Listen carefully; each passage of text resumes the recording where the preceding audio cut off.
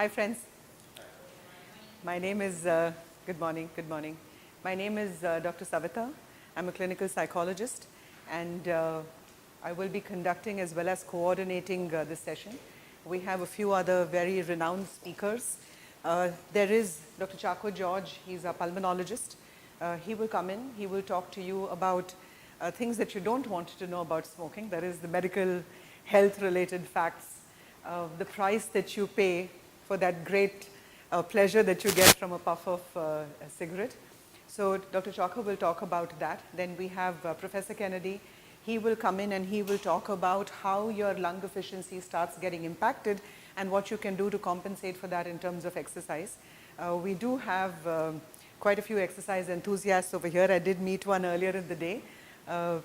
Anybody else who's an exercise enthusiast? You as well? No, not really.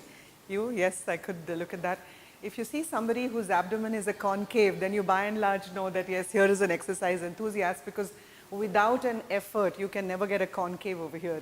You can at best get maybe a straightish line, but not really a concave. But doc, that is just a psychologist's two-bit, not exactly, you know, a fitness expert. Friends, Mark Twain many years ago said, quitting smoking is not difficult. I've done it 100 times. That's how difficult it is. Some of you were hesitant to come up front, and there are others of you who are smokers but have probably chosen to stay away from the session today, and there is a reason why. Every smoker believes that if I attend a session, somewhere, somehow, I am making a commitment to quit. And so there is that little fear that is going on inside you that if I go there, then they'll make me sign a form, or I in my mind will have to make a commitment that I have to quit. So there is some hesitation, and therefore I'd like to establish and for you to pass on the word that a smoking cessation program does not mean that you have to quit. You only quit when you are good and ready to quit.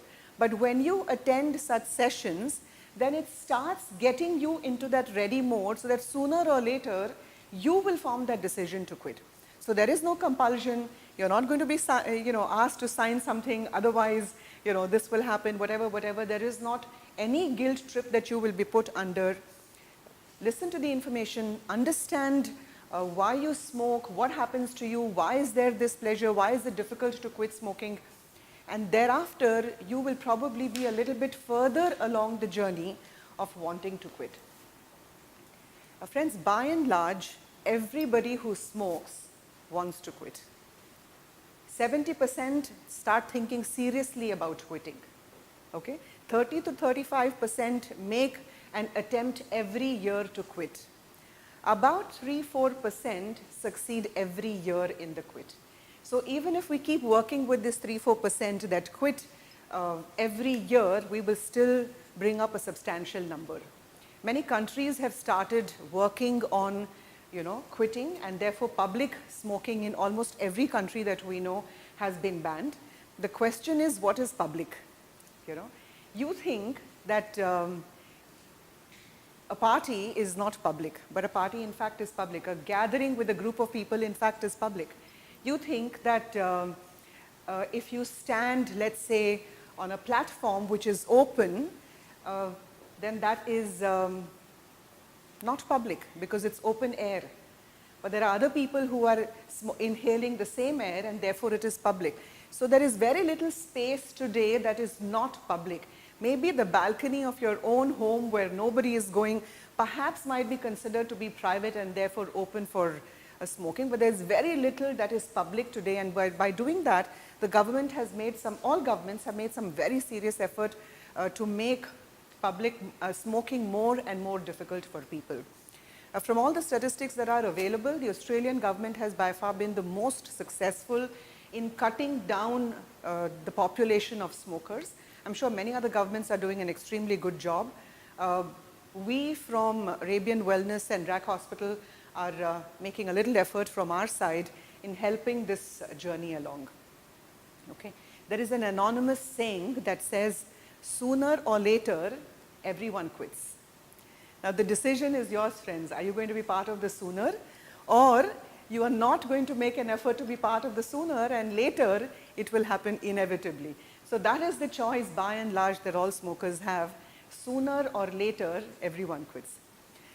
I'm going to talk to you a little bit about smoking and an understanding of smoking. I am a psychologist, so I'll talk about that. It is important. By and large, every smoking cessation program talks about the impact of smoking and therefore why should you quit. If it was so easy, nobody would smoke. It is not so easy. Do you know how many attempts it takes for people to successfully quit? Up to how many attempts? It takes up to 4 attempts, friends, not 1, not 2. It takes up to 4 attempts for people to by and large quit and stay quit. So it's not an easy habit to quit at all. It is considered to be the most difficult habit to quit. And therefore you need to understand, why is it so difficult? What exactly happens to me that makes smoking and quitting smoking so difficult? Why is it so sustained within me? That is an understanding that you need to have. Very often when you see these very gory pictures of smoking and what is happening to your lungs and what is happening all around your head, brain, your entire body and so on, it revolts you and it repels you. But for how long? For how long? After some time, you will get back to smoking. So we have 2 cardiologist friends over here. We have a cardiologist and we have a CT surgeon. So if they admit a patient into a hospital, the patient will have to quit smoking. It doesn't have a choice, or she doesn't have a choice. You're in the hospital, you're definitely not allowed to smoke. You cannot step outside onto the balcony and smoke. So that is not possible. By and large, hospitals don't have doors that you can lock from the inside because, if something happens to you, the nurse will not be able to reach you. So you don't have privacy of your own room and you can quietly, go into the washroom and smoke or any such thing either. So when they admit a patient, the patient has no choice but will quit smoking. But do you know that after the patient ceases to be a patient and goes home, 50 to 70% of the population goes back to smoking after having had a serious health concern.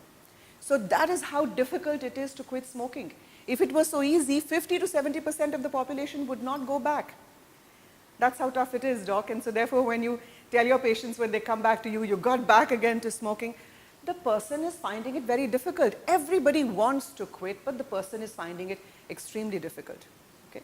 So I want to personalize this a little bit and ask the population over here, at some point, do you want to quit? At some point, do you want to quit? Maybe it's too much of fun right now. And that's one of the reasons why you're exercising so much, because you think that, I can balance it off. I'm smoking on the one hand and I will work out on the other hand. What thoughts? At some point maybe, or not really thinking about it? Actually, I'm not a smoker, but I want to hear what you want to say to my father. Pass it on to your father? Yeah, How much does he smoke? Around 2 packets a day, which is like too much, but not at home. But it's still 2 packets. Yeah, 2 packets. And how old is he? He's 57. How about the 2 ladies? But I want an idea about our employees, because almost 80% of employees are smokers. 80%? Wow. That's a big number. Yeah. I think this has to be one of the major health initiatives that you implement. If it's 80%, that's probably your biggest health hazard. No? And mostly the causes of their disease are due to smoking.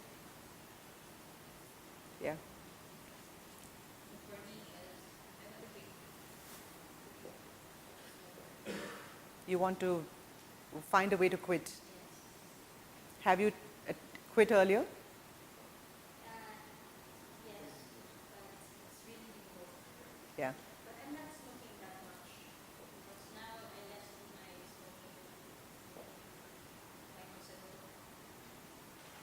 Because I started smoking at age of At the age of? 20. Now I'm 31, so Yeah. As they say in this part of the world, inshallah.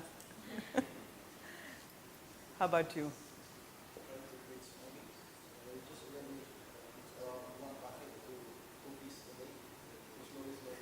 So you've cut down. Great.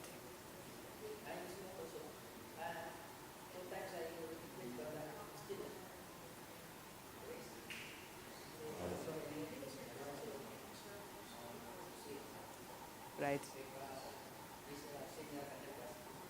Right. How about you, sir? You want to be the carrier of this message to your friends, family, and so on. Okay. Nobody else is a smoker, I'm assuming. We have somebody who's doing the video filming. So is this relevant to you personally? No? Okay, he chooses to just do the video. We also need to understand, friends, that if you live away from home, then your smoking in fact increases. If you live away from home and you are working very hard, then through the week, by and large, your smoking is a little bit under control. But over the weekend, it shoots up a great deal. So those are some of the time zones that you need to watch out for, you know. The moment you finish work, whether it is in the evening, morning, depending upon your time schedules at work, and the weekend, when now you are a little free and therefore you can reach for that cigarette. So staying away from home is a hazard if you're looking at quitting. And if you're living alone, the weekend is even more of a problem than the week is. And some of you who are trying to quit will know that this is what is happening to you. So let's talk a little bit about smoking and tobacco. You know, the doctors say an apple a day keeps the doctor away. I'm sure that a good doctor doesn't want to be part of your life. I'm talking about good doctors. So an apple a day keeps the doctor away. Is there any such thing that we can say about tobacco? Definitely not. There is no such thing that we can say about tobacco that, you know, a cigarette a day keeps the doctor away, 5 cigarettes doesn't, but 1 does, and so on. So tobacco is a substance that your body does not need, but you cannot do without. So the catch is in the lower line, but you cannot do without. So your body does not need tobacco at all. There is nothing good that your body is gaining in terms of nutrition, value, whatever it is. Nothing good at all from tobacco, but your body cannot do without it. And why can your body not do without it? We will also find out.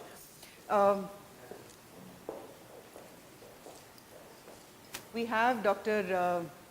Chako George who has come in. He's a pulmonologist. And Doc, if you are ready to start, I'll hand it over to you in 5 minutes. Okay.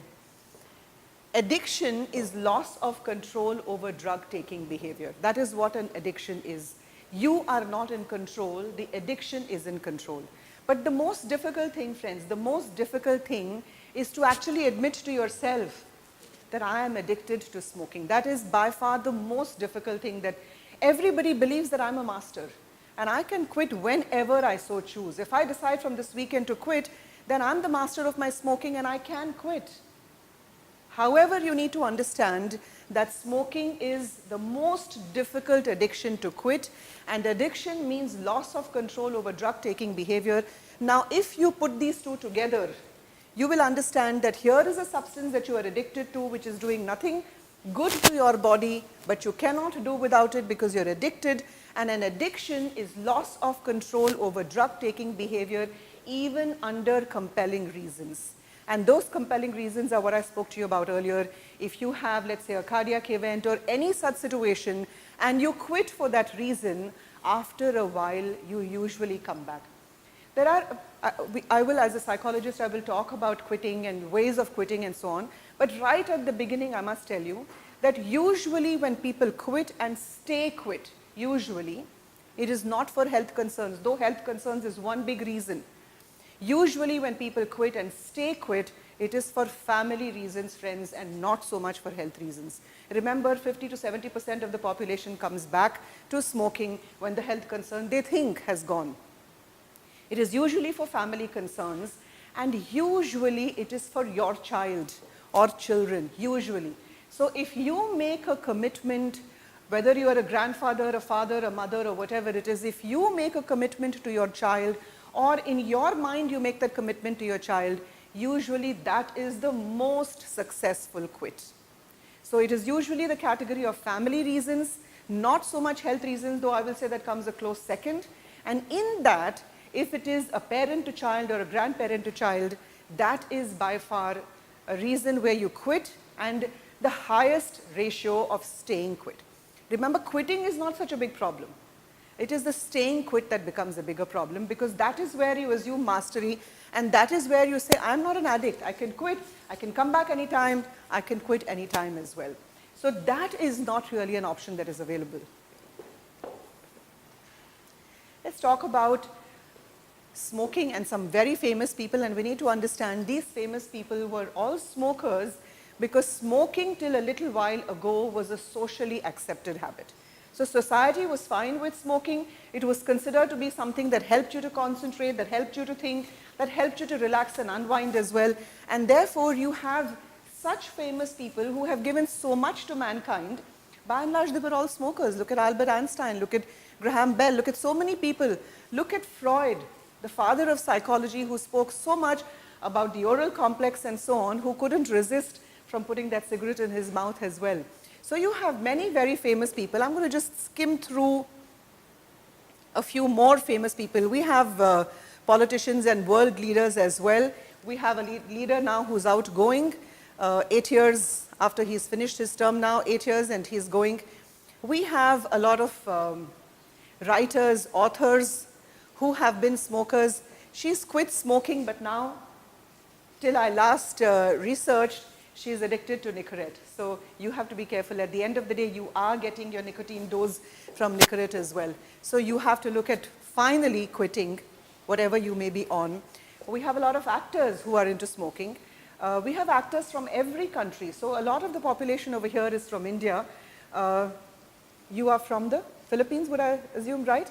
Do you have famous actors, writers, world leaders who are into smoking? Yeah. Yes? Is there anyone from Pakistan over here, or is it only India? You are from Pakistan. So I'm only going to take the example of India and Pakistan because he's from Pakistan and I'm from India.